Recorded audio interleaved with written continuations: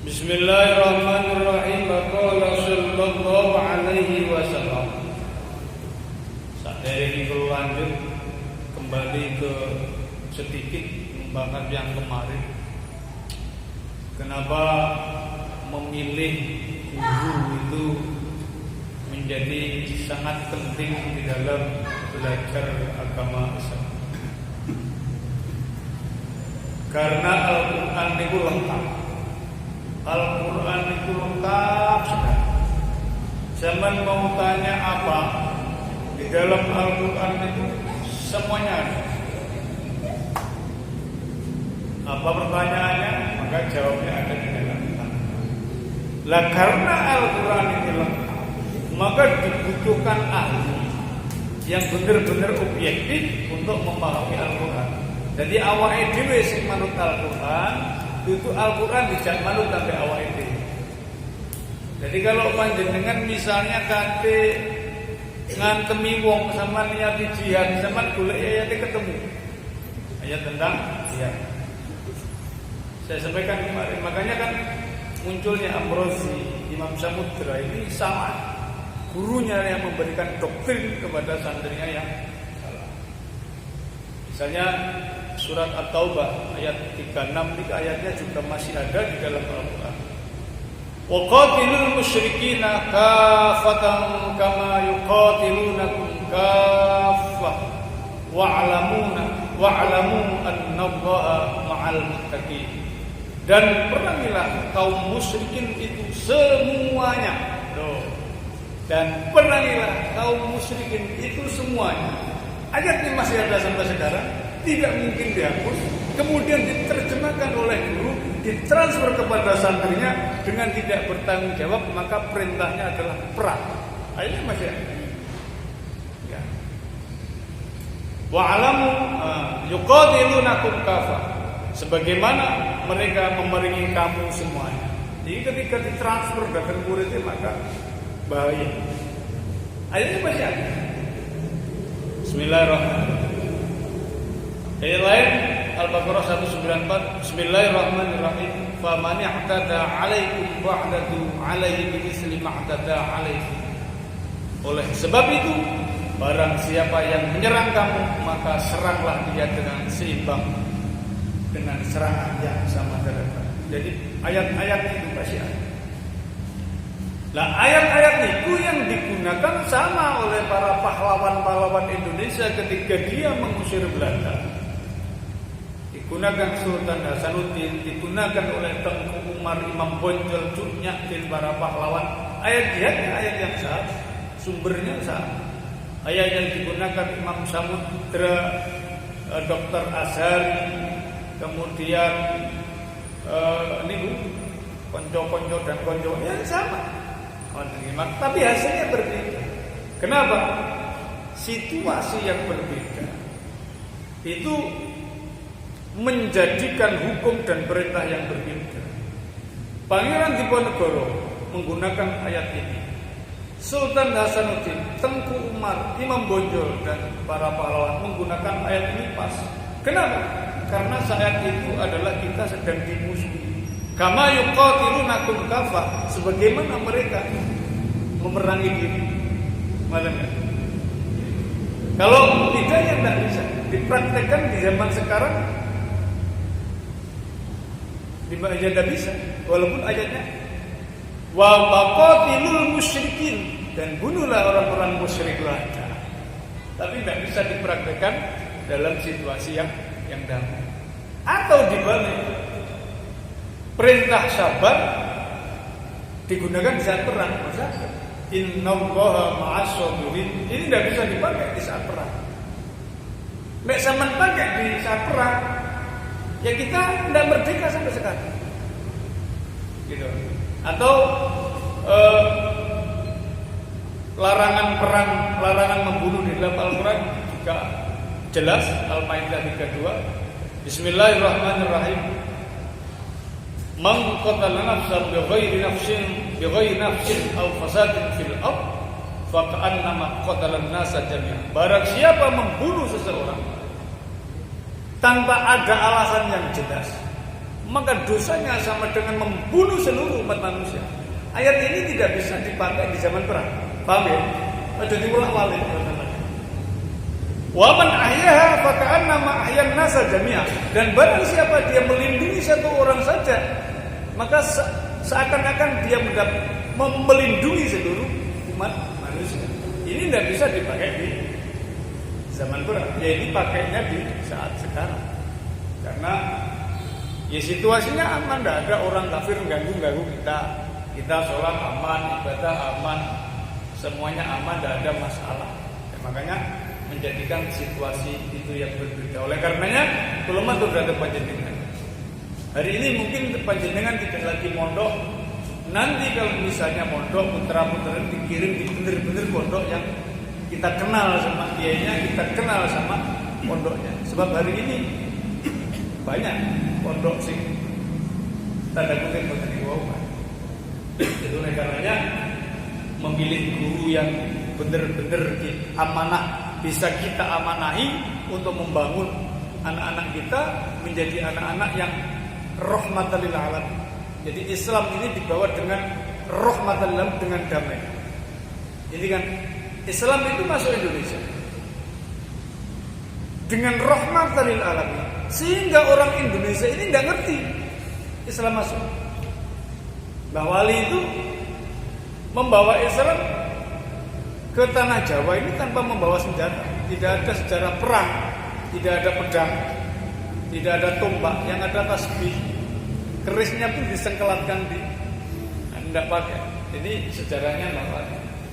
Nah, Mbah Wali berhasil mengislamkan Indonesia, khususnya tanah Jawa yang 100% adalah penganut kapitayan, penyembah punden, penyembah batu, penyembah pohon. Islam menjadi masuk dan habis ini tanpa peperangan. Ini kan, nah kalau hari ini kita merubah cara dakwah dari yang rahmatan lil alamin menjadi konfrontatif, maka yang rugi Islam akan turun jumlahnya. Islam akan turun. Kenapa? Karena kita dirasani wong iku dikelok wong Islam. Senengane rusak.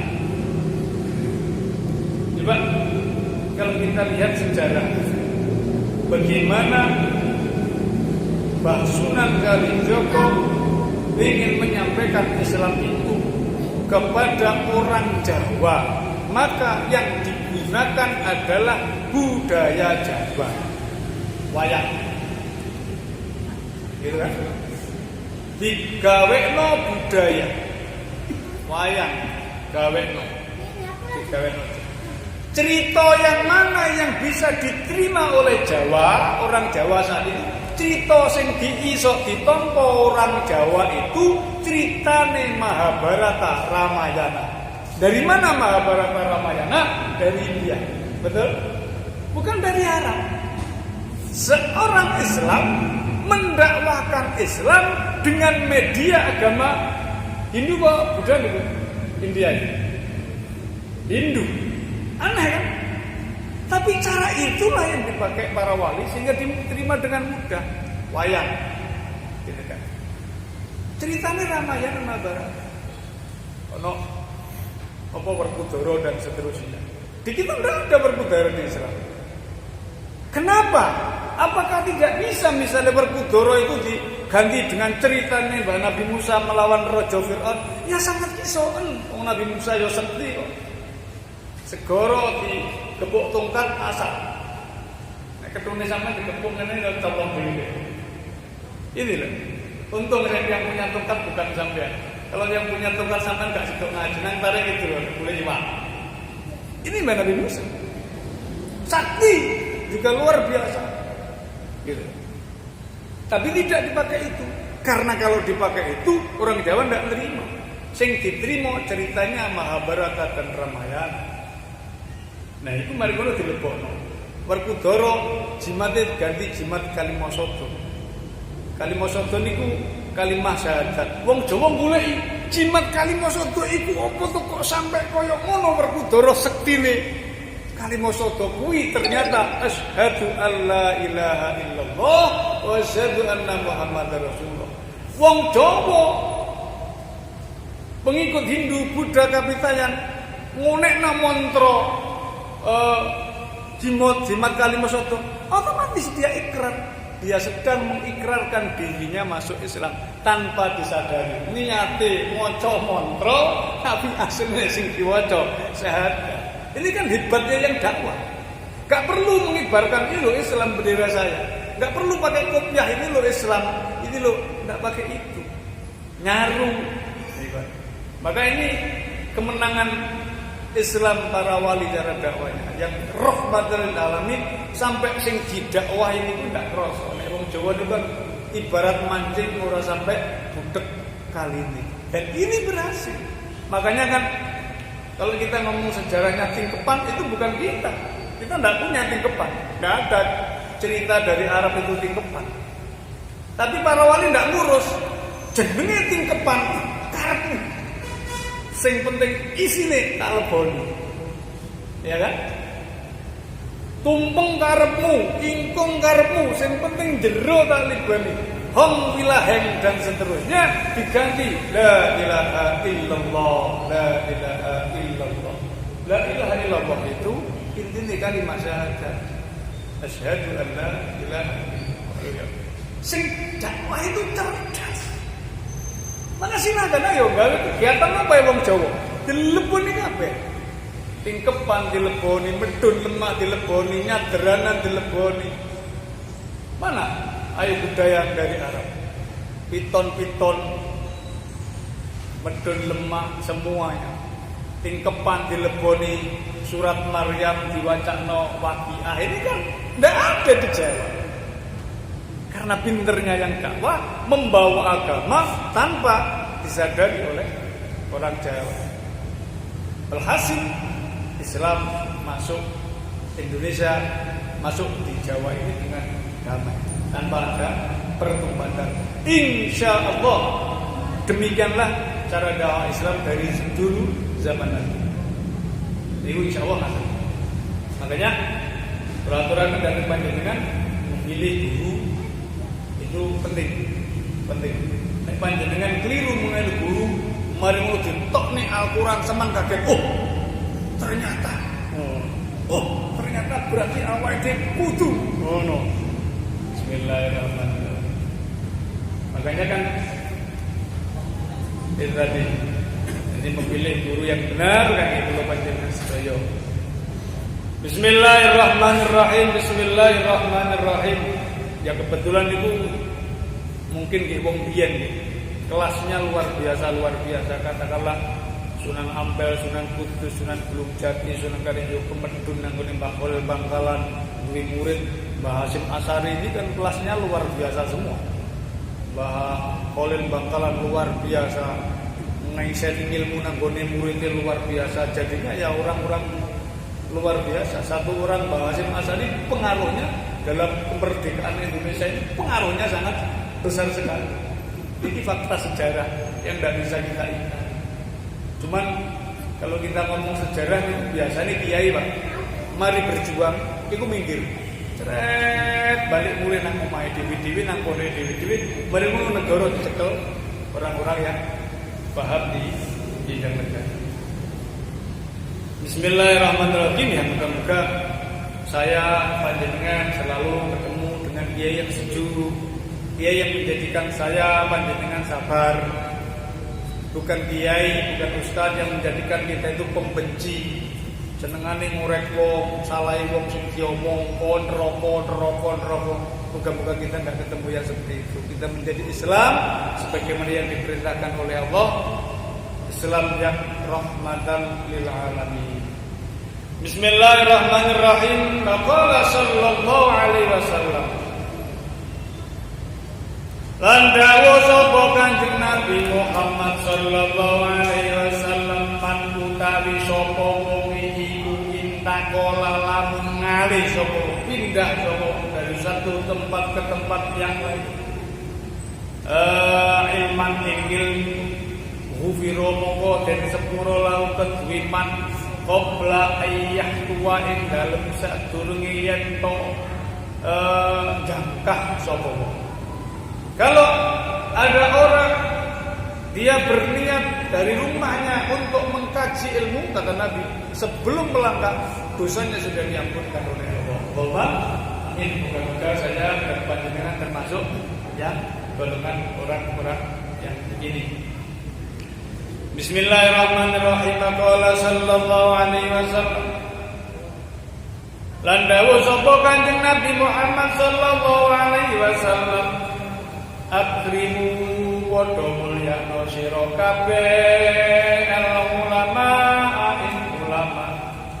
Wa innahum maqasatuni ulama indallahi mu'min Allah iku kurama wong kang mulya mukarramuna tur terhormat tur den mulyakaken. Niki sing dawuh Nabi dan bisa kita teliti kebenarannya, kita buktikan sampai sekarang. Akrimul ulama fa innahum indallahi ulama mukarramun. Muliakan ulama karena sesungguhnya ulama itu di hadapan Allah adalah manusia-manusia yang mulia dan dimuliakan. Fakta memang ada. Kalau tak cerita Yai Gus Ali ini ngaji 1 jam sampai 2 jam. Mulai dan bapak-bapak 6 juta sampai 7 juta sampai bisa 10 juta lebih. Tinggal ngajinya di mana, kalau di pantai utara tambah harga. Itu 1 jam sampai 2 jam. Bayangkan kalau kulon jenengan kemarin ngono madul jam 7 sampai jam 11 piro buruan. Bedanya orang yang alim dengan orang yang enggak alim itu nyata. Janjinya Allah itu fakta. Itu yang masih Sugeng Gosali. Bojonegoro ya sinten? Yai Anwar Zaid cuma berapa? Urusan dunia selesai dia sama Allah. Urusan dunianya selesai sama Allah. Dia ngaji menyampaikan ilmu di pangeran, urusan dunia selesai sama Allah, dicukupi lebih ndak karu-karuan. Ibarat kate mangan tok lo gak perlu masak. Saking akeh berkah. Kalau ngaji pertama, kalau ngaji 2 kali 3 kali mulai gak ngomong gedang sak tondona. Gak ngantekno iki. Ngoten. Jadi ya ndak sebanding. Orang ngalim sama ndak ngalim ndak sebanding dari dulu kalau hingga sekarang. Saya contoh Gus Ali, Gus Son, yang almarhum, mari ngono Yai Anwar Zaid itu jutaan, ndak ratusan ribu. Nang sawah jam 7 sampai jam 11 nih. 70 loh, 70 dibanding 7 juta katakan. Sampai menghabiskan waktu berapa jam? Energinya yang ndak karu-karuan. Mulai dengan rantangi kosong, Gus Ali buat mobil ini gawane sembarang. Itu bedanya. Ketika Allah mengangkat derajatnya ulama yang masih hidup, yang sudah meninggal pun derajatnya masih diopeni sama Allah. Panjenengan ngertos Mbah Sunan Ampel? Ngertos ya? Tahu ketemu Mbah Sunan Ampel napa mboten? Ndak pernah ketemu Mbah Sunan Ampel. Pernah krungu ceramah Mbah Sunan Ampel napa mboten? Ndak pernah dengar ceramahnya Mbah Sunan Ampel. Pernah suwan nang makame Mbah Sunan Ampel apa belum? Apa mboten? Pernah suwan nang gone makame Mbah Sunan Ampel. Panjenengan bayangkan seorang Sunan Ampel yang sudah meninggal dunia jauh lebih memberi manfaat kepada lingkungannya daripada saya panjenengan sedaya yang masih hidup. Saya panjenengan sedaya ngurusi ekonomi ini dhewe bingung. Mbah Sunan Ampel bakul pentol oleh penggawean, bakul pekiak oleh rezeki, bakul serban-serbane payu, bakul kitab-kitabe laku, bakul tesbeh-tesbeh payu, bakul kresek niku lho payu. Barokah Sunan Ampel. Oh, tak enggak bener itu. Kalau enggak bener silakan coba. Sampeyan adol tesbeh nang kuburan-kuburan ini. Payu tak gak kira-kira. Yang membedakan kuburan tempuran sama Ampel ya karena ada Mbah Walinya. Paham ya? Itu sampai segitunya. Sopir oleh pekerjaan, tukang parkir oleh pekerjaan, barokahnya ulama. Walaupun beliau sudah meninggal dunia sekian tahun yang lalu, sekian puluh, mungkin sekian ratus tahun yang lalu, itu masih seperti itu, masih ditunjukkan datang kula panjenengan sedaya powernya, manfaatnya kepada umat itu besar sekali. Apalagi ketika hidup. Maka Mbah Sunan Ampel melahirkan banyak wali-wali yang lain, yang melahirkan banyak ulama-ulama yang lain. Niku Mbah Sunan Kalijogo, Sunan Bonang, Sunan wis sedo kabeh. Tapi memberi dampak ekonomi yang luar biasa terhadap lingkungannya. Lah saya sama panjenengan yang masih hidup, jauh meneh kok berdampak ekonomi kepada lingkungan. Awake dhewe iki bingung kok. Ngurusi awake dhewe iki lho ya apa? Iku lho bingung. Kalah kita. Kenapa? Karena beda kelas. Beliau kurama mukarramun. Beliau udah orang yang mulia dan dimuliakan. Niki sing dawuh Nabi. Niki sing dawuh Nabi. Makanya faktane nggih ngoten. Maka diperintahkan oleh saya dan panjenengan untuk memuliakan orang. Niku nang donya lho. Jadi kelihatannya di dunia seperti itu. Coba panjenengan bayangkan di akhirat. Setiap hari ada berapa ribu orang tahlil hadiah Fatihah nang gone Mbah Sunan Ampel. Ayo. Tutup santrine, tutup keluargane datang ke sana memenuhi makamnya, kirim dongo. Ini di dunia panjenengan berdampak. Di akhirat ini sudah tidak karu-karuan Mbah Sunan Ampel itu nikmati. Sak ben wong teko hadiah Fatihah. Gini loh, orang yang tidak pernah ketemu duduk santri ini, duduk apa-apa nih, duduk bolone, setiap hari baca Fatihah. Gus Dur setiap hari berapa ribu orang sampai di stop agak kok. Banyak ngoten niku nek Gusti Allah itu ngangkat derajat para ulama. Maka jangan ragu-ragu untuk menjadi orang yang pinter di dalam agama. Putrane di sekolahno, putrane ceno dikenalno kiai.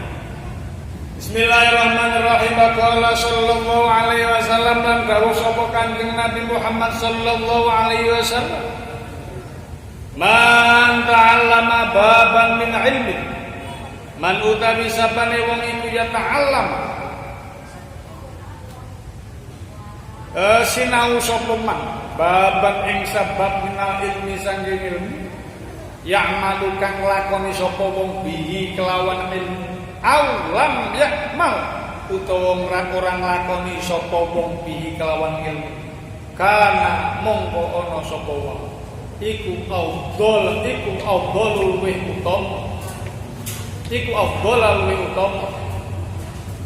Ayu salih ketimbang yen to salat sapa wong alfa rakaatin ing 1000 rakaat tatawuan krana nglakoni sunat.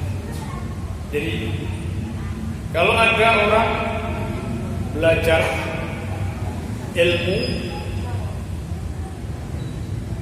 satu bab, ilmu itu diamalkan atau tidak diamalkan, kata Nabi, itu lebih utama itu daripada sholat 1000 rakaat sholat sunnah.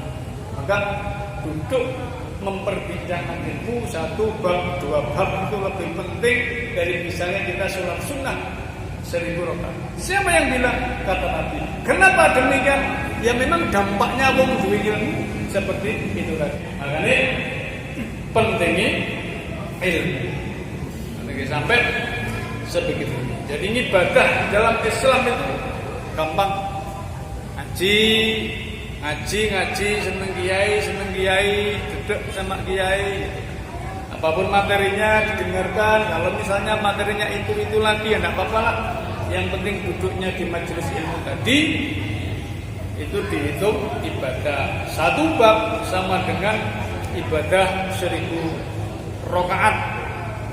Dua bab 2000 rakaat. Kalau kita mau sholat 1000 rakaat ya kayaknya enggak mungkin lah. Bismillahirrahmanirrahim. Qala sallallahu alaihi wasallam lam dawuh sapa Kanjeng Nabi Muhammad sallallahu alaihi wasallam. Man utawi sapane wong iku ziarah sapa aliman ing wong alim fa ka'annama mongko kaya-kaya setuhune wong iku zaroni zarok sapa wong ing ingsun. Siapa orang silaturahmi kepada orang yang berilmu, orang alim, maka kata Nabi seakan-akan dia ziarah ke tempat saya. Dia ketemu saya. Wa man lan utawi sapane wong iku sofaha salaman sapa wong aliman ing wong alim fa ka'annama mongko kaya-kaya setune man iku sofahani salaman sapa wong ing ingsun. Dan barang siapa dia salaman dengan orang alim, maka seakan-akan dia berjabat tangan dengan Nabi. Wa man lan utawi sapane wong iku jalasa lungguh sapa wong aliman ing wong alim fa ka'annama mongko kaya-kaya setune wong iku jalasane lungguh sapa wong sartane ingsun.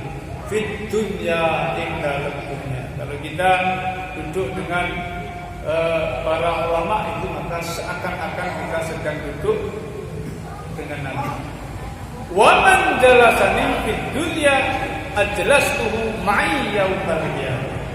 Wa man lan utawi sapane wong iku jalasane lungguh sapa wong sartane ingsun. Fid dunya ing dalem donya ajlastuhu mongko nglungguhake sapa ingsun ing man ma'i sartane ingsun yaumal kiamat besok ing barang siapa duduk bersama Nabi di dunia ini maka besok Nabi akan mengundang kita duduk di akhirat. Amin Allahumma amin. Semoga majelis saya, majelis panjenengan ini menjadi benar-benar majelis yang barokah, menjadikan saya panjenengan dicintai Nabi karena cinta terhadap ilmu, cinta terhadap ulama. Duduk kita, duduk saya panjenengan di majelis ilmu ini menghantarkan saya panjenengan menjadi manusia-manusia yang mendapatkan hak bisyafaati Rasulullah sebagaimana janjinya Rasulullah di dalam hadis niki ajlastuhu ma'i yaumal qiyamah. Tak lunggono bareng karo aku besok nang gone dina kiamat. Amin Allahumma